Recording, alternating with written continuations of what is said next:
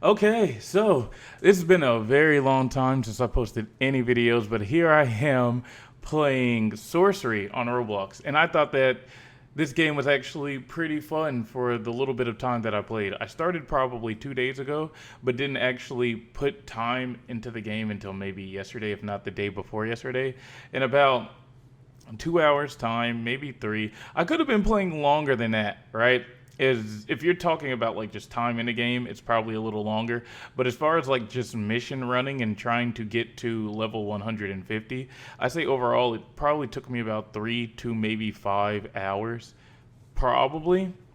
I spent a lot of time goofing off and checking stuff out and doing other things as well in the game. And this is going to be a video showing how to get domain expansion. There's plenty of other videos out already showing how to get it.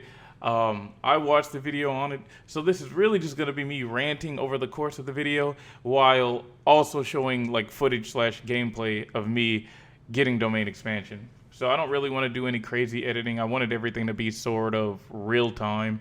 So it's probably going to be a bit of a lengthy video, but I don't know yet because I'm still in the midst of a weird little setup to what it is that I want to do with everything that I'm trying to work with. So right now you're getting like the bare bones is probably the wrong terminology of what it is I'm actually doing. Regardless, I'm here to talk about sorcery. Right now you're watching my character meditate. You can meditate in the game by pressing M. I'm a curse. They don't tell you that. You basically have to find it in the description of the game. I know that the game is open testing. It's free. And to be honest, in my honest opinion, it is pretty fun. There are a lot of things that, well, I don't want to say a lot as if like it's just so many things, but there are things about the game that I think would make the game better, and I wanted to give my take on it. That doesn't mean anybody's going to watch it. That doesn't mean anybody's going to listen to it. This is just me, getting stuff out, and hopefully I can do a bit more and share my own whatevers the further on I go, okay? So in like the 2 to 3 days that I played this game, I have only one slot. It's this slot. It's the curse slot. I've been thinking about making another slot for sorcerers, but I've been playing this game with friends and whatnot and seeing what this game has to offer. So let's get into the nitty gritty. As far as combat goes in this game, I think the combat is actually pretty fun. I don't think there's really anything that's too crazy so far. I haven't done a ton of PvP. Some of the issues that I have had in PvP is like lag, but to be fair, one of the bigger times that I had lag, I was also installing another game. So I don't really know if that was the game causing it or if that was me causing it, right? Any other time, it's just been right? It's whatever. PvP is PvP, so I won't get too deep into that, at least not right now. I wanted to get more so into the PvE side of things. As a curse, right, I can't speak for sorcerers. I think sorcerers do somewhat of the same thing, but possibly a little different. As a curse, everything's been pretty cool. You spawn into the game, you're kind of lost, naked, and afraid. You just finished tutorial. You have two things around the map to check out. You've got the open world and you've got the missions. So you're supposed to run into your missions and basically just do whatever the mission in the far right tells you to do. If it says bring back hostages, bring back hostages. If it says exterminate whatever, so on and so forth. And that's essentially all you do. And you have probably about 4 to maybe 5 different types of missions, and you just run whatever is given to you RNG wise until you hit a certain level, and then you can go into the dream world and get your curse technique after finishing a parkour challenge. All right? It's nothing like crazy hard. It's nothing like super boring. I got that little message. That little message basically means that I can go get my domain expansion. You have to be a level 150. You have to meditate for about 5 to 20 minutes, basically until you get that message. And then you take a void key that you get from a mission drop, and you take it out to the open world, find the wall with a gate, and then open the gate with the key, pull the lever, and it'll take you to the void, or the void zone, or whatever you want to call it. And that's me just breaking it down. You're going to actually see it in this gameplay footage because I'm not going to break anything up. I'm not splitting anything up because I'm spending this time giving out my thoughts about the game. So if you've ever played Peroxide, this is what I compare it to. One of my friends compared it to Deep Woken and Type Soul. I saw it more so as Peroxide, but I see where they are coming from with the Deep Woken Type Soul mindset. I think this game has a lot of moving parts, and that doesn't necessarily make it a bad thing. It is definitely different, but there are things that kind of feel a little strange coming into play, like coming in when you're first playing, right? I know games are set up, at least nowadays, games are set up to where when you play them, they don't really hold your hand too much. They make you run through and experience the game and figure things out on your own, and that way you improve and get better. And I don't mind that at all. Mind you, though, this is a Roblox game. And so there is a lot in here that should be self-explanatory, especially to people who've played Roblox games like this, or possibly even have just played Roblox in general. But there's going to be a lot of things that are going to be really just all over the place, wonky and confusing for people who don't usually play Roblox games, or people who usually don't play games like this on Roblox. I have played games like this in the past. The thing is, even though I have, stuff like this, like stuff in the game still kind of messed me up. And it's not really too much of the mechanics or anything. It's really just the Trello. All right, that's something I hate about a lot of Roblox games. They have Trellos. Sometimes they have Discord servers, or most times they have Discord servers. But more times than not, they're gonna have a Trello. If you don't know what a Trello is, Trello. If you go to Google and type in Roblox, like MMORPG or whatever, games like this basically, and put the word Trello after it, you're either gonna get a direct link to the Trello, which never happens for me, or you're going to get another website that will link you to the Trello, which is what I see pretty much 100% of the time. That website basically, like I said, is like the gateway to the Trello. Once you get that Trello, bookmark it or save it somewhere, like save that link somewhere, because chances are you're going to be using it constantly while playing a game. And this isn't always an issue, but there are times where the Trello isn't as clear when it comes to understanding something, or the community is putting the Trello together, and I don't know who is in charge of these Trellos in these communities, but some of them need to be fired. You need to take some of them off the team, because stuff like this just doesn't help. For example, the biggest thing, and I'm talking about it now because I just finished it, the Void Zone with the domain expansion. It says, do not jump into the void. It doesn't tell you why you shouldn't jump into the void. Let me give you a spoiler of why you shouldn't jump into the void. If you jump into the void in the void zone, you die, right? Obviously. Okay, nice to know. If you die, I'm assuming you lose your void key, which means you cannot go back to the void until you run enough missions to where you randomly get a void key. All right, cool, whatever. If you're really playing a game, this shouldn't be that big of a problem, right? All right, cool. But for the people who don't understand that, there you go. Don't jump into the void. That's what they say. I feel like stuff like that should have a little bit of clarification. That way people can figure out why exactly they shouldn't do something, right? Because if you're coming into a game like this and you've never played a game like this, or if you've never played the game, period, or like have never played Roblox, but like your friends are playing stuff like this and they're not really helping you too much, you need better friends. But the Trello definitely needs work. A lot of Trellos do. Trello, I'm going to call it Trello. A lot of Trellos do whenever you're like playing games like this, okay? Don't jump into the void because it's going to kill you.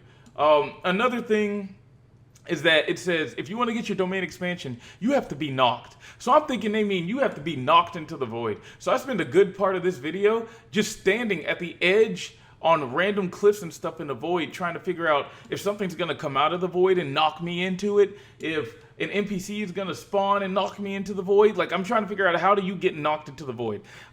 You don't get knocked into the void. I can't remember if the trailer said you need to be knocked or knocked into the void. I understood it as knocked into the void. Don't jump into the void, be knocked into the void. That's what I thought. So I keep checking the server, trying to see if anybody's going to join in a server and knock me. And then I was like, I realized that's not happening. So I have to go to Google and then go to YouTube. Surprise, surprise, this is what you're going to have to do constantly. Go to YouTube when you're trying to figure out how to do something. Because the Trello gives you an understanding. Sometimes the page doesn't load, so you have to reload. And when I mean the page doesn't load, I don't mean that the Trello doesn't pull up. The Trello pulls up, but nothing has the proper descriptions. The main descriptions are missing for some reason. You have to refresh to fix that problem. So your better bet is just to go to YouTube and look up, insert game name here, and how to do this. So in this case, Sorcery, how to get domain expansion. And that's where I found it.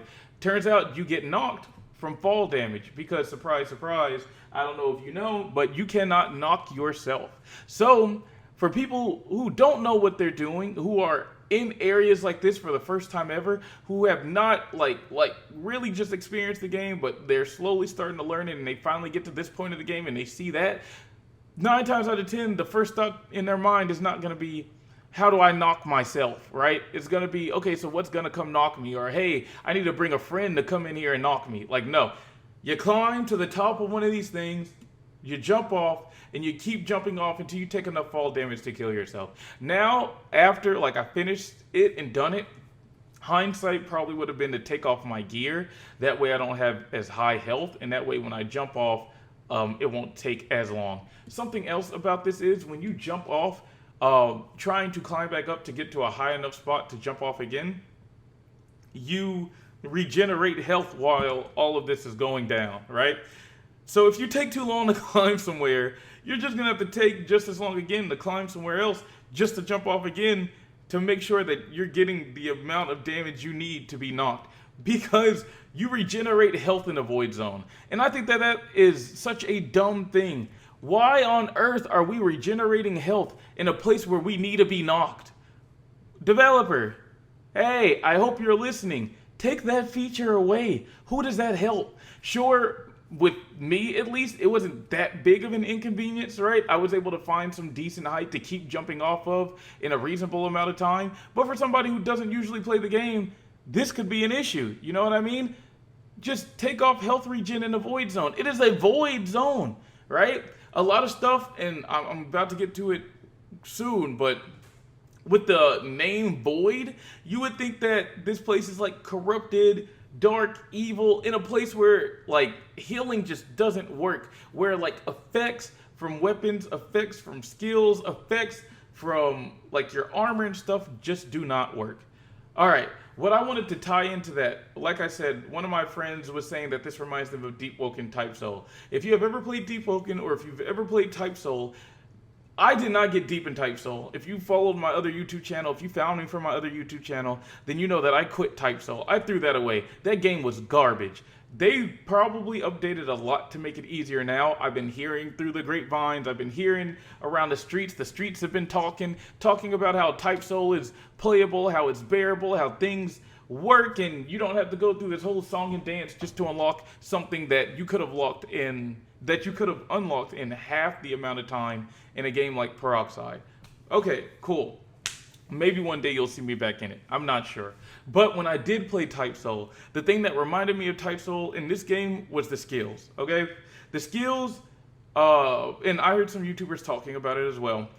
You have certain categories for skills, right? You've got Vitality, which is your health. You have Agility, which is your speed. You have Strength, which is like your combat. You have Cursed Energy, which is like your magic. And then I think you have one more. I'm blanking on the other category. These are your skills. You have skill categories. And just about every category, if not every category, you have at least one skill or multiple skills that you can use in that category. Don't get me wrong. I think that this is an amazing mechanic, right? You're putting points into that category so that you can unlock a skill to use it later on. I think that that is actually very interesting. I've rarely ever seen that in games, at least in the games that I've played. So when I saw that in like Type Soul in this game, I thought that that was pretty awesome. Something that is a little off though is that, say you have Agility, right? Your max Agility skill is 75. I think you can break the cap, but I did not want to try to see if you could break the cap with 75. If you can, you are wasting Agility points. And I feel like that if you can break the cap, developer, put a cap on it. There's no reason why you should overflow, right?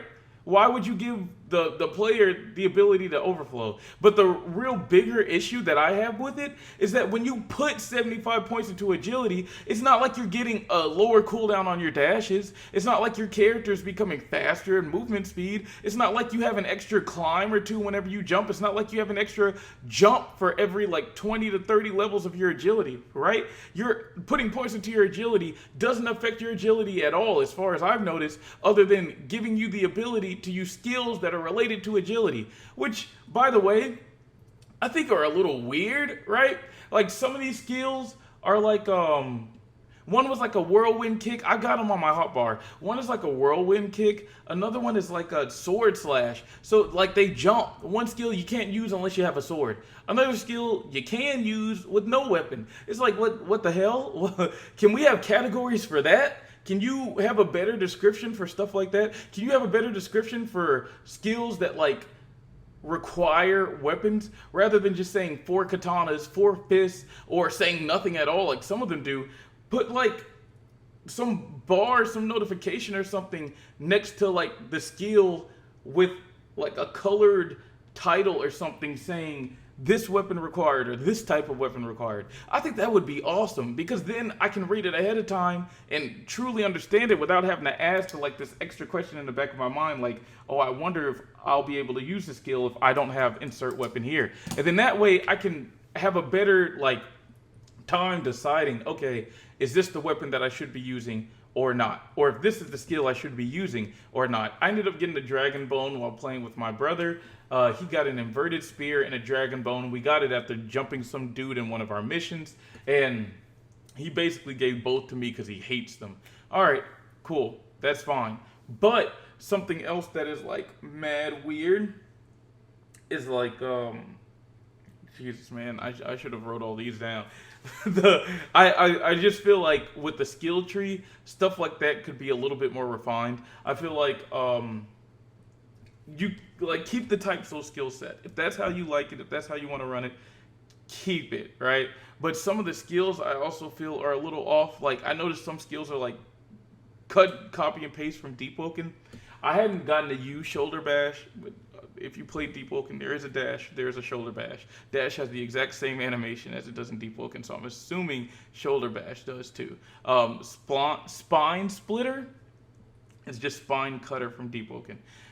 Cool, don't get me wrong, I think stuff like that is cool in the games. It's not like I'm hating stuff like that, but I think like the skill setup, if you're gonna go that route, would have been so much cooler if you had just copy and pasted the skill setup from Deep Woken. Instead of doing the whole thing with Type Soul, give us talents. Like some of these cards and talents are considered wild cards and whatnot. Hold on, I'm gonna end the video here and make like a part 2.